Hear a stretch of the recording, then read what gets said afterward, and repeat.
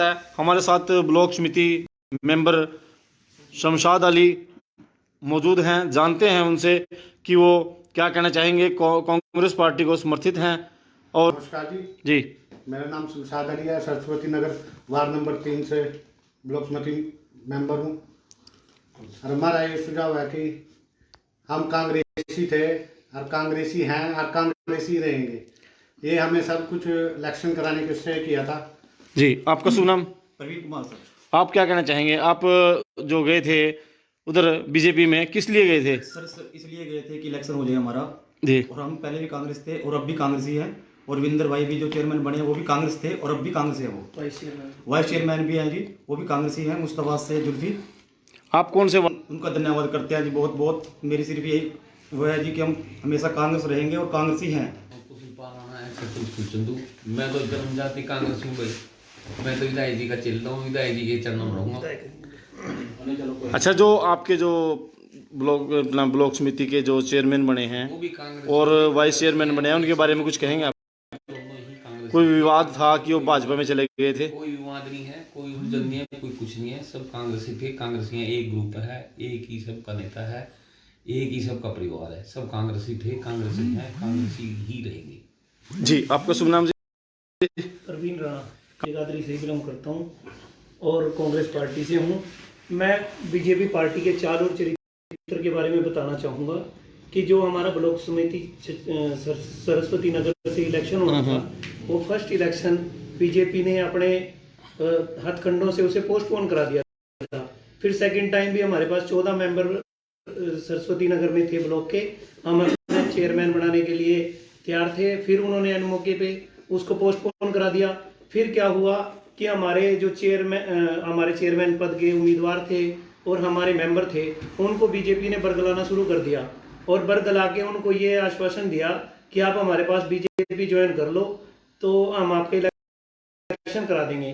तो हमारे मेंबरों ने और बीजेपी के जो कांग्रेस के जो हमारे समर्थित उम्मीदवार थे, उन्होंने बीजेपी से सिर्फ इसीलिए बीजेपी ज्वाइन की थी कि ये इलेक्शन पोस्टपोन ना हो और हमारा इलेक्शन हो जाए। जैसे ही हमारा इलेक्शन हुआ, इलेक्शन होने के बाद हमारे चेयरमैन और वाइस चेयरमैन को समर्थित ही बने और उसके बाद हमने अपने कामों में व्यस्त हो गए और ना ही हम बीजेपी में कभी गए हैं और ना ही हमारे मेंबर कभी बीजेपी पे गए हैं। और ये हमारे कांग्रेस के ही सभी मेंबर हैं और इसमें हमारे विधायक जी अपने विशाल लाल सैनी जी ने भरपूर योगदान दिया, साथ रहे और कांग्रेस की जीत है। भूपेंद्र सिंह हुड्डा की जीत है। जय कांग्रेस, विजय कांग्रेस। ऐसे है कि भारतीय जनता पार्टी की सरकार है, आपको पता ही है जी। और सरकार दूसरी खुदाई होती है। हमारे साथियों ने, जो कि सारे के सारे कांग्रेस समर्थित हमारे साथी थे और हैं, और जो चेयरमैन हमने ब्लॉक समिति के लिए और वाइस चेयरमैन खड़ा किया था, वो भी कांग्रेस समर्थित है, हुड्डा समर्थित है। तो बार बार पोस्टपोन करते रहे। तो इस बात के दुख में आकर के कि ऐसा ना हो कि अब की बात फिर इलेक्शन पोस्टपोन हो जाए। तो इस डर के मारे या इस बात को लेकर के हमारे साथियों ने भारतीय जनता पार्टी की माला पहन ली थी। ये तो पता ही ये अपनी सहमति से पाई थी या फिर कोई दबाव था? दबाव वगैरह कुछ नहीं था, लेकिन एक डर था कि इलेक्शन पोस्टपोन हो जाए।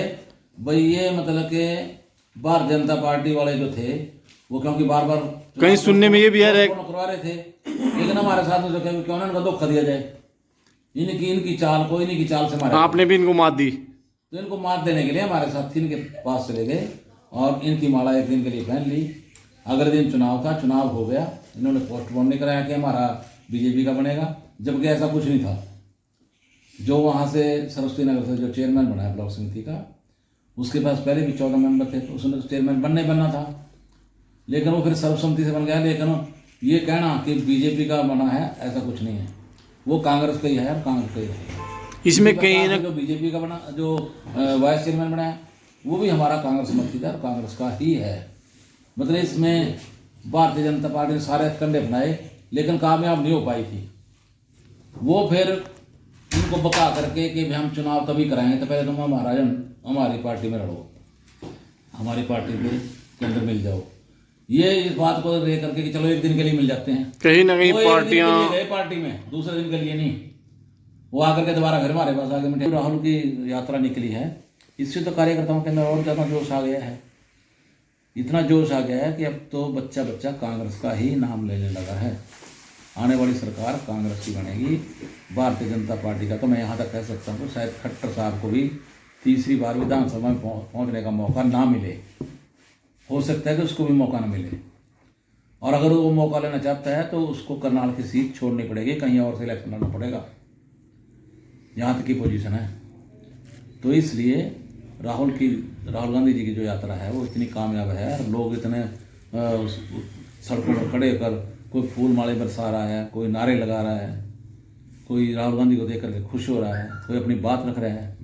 और राहुल जी भी सबकी बात सुनते हैं, व्यापारियों की बात अलग सुनते हैं, खिलाड़ियों की बात अलग सुनते हैं, और जो दूसरे जो टीचर्स एसोसिएशन उनकी अलग सुनते हैं, जितने भी बातें हैं वो सारे सुनते हैं, और उससे उनको आश्वस्त भी करते हैं। जब हमारी सरकार आएगी तो हम इस बारे में अपने जो हमारा एजेंडा होगा जो हम निकालेंगे